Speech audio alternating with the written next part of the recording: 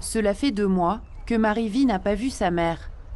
La maison de retraite où elle vit est devenue une forteresse à cause de la pandémie de coronavirus. Je sais qu'elle est au premier étage, mais c'est tout.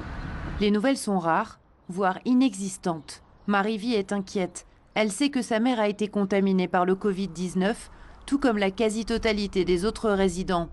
Elle en a été informée par la direction il y a 1 mois.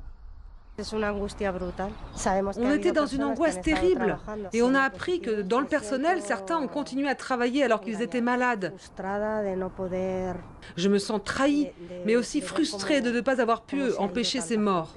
Sur les 218 résidents, 51 seraient décédés. Dans les maisons de retraite de tout le pays, c'est l'hécatombe. En 2 mois, près de 18 000 personnes sont mortes du coronavirus.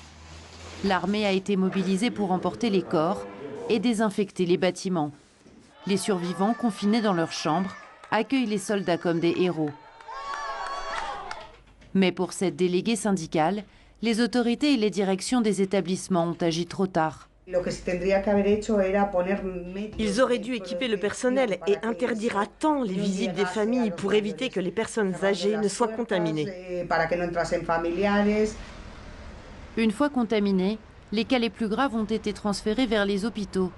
Mais à Madrid, les urgences surchargées les ont refusés.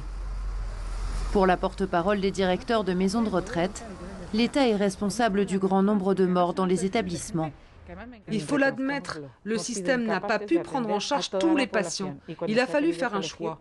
Et ils ont choisi de ne pas soigner les plus âgés. Alors ils sont morts dans nos établissements. Et on dit que c'est nous qui sommes responsables.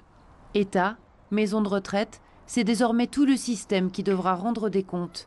Marie-Vie et 26 autres familles ont porté plainte pour non-assistance à personne en danger et homicide involontaire.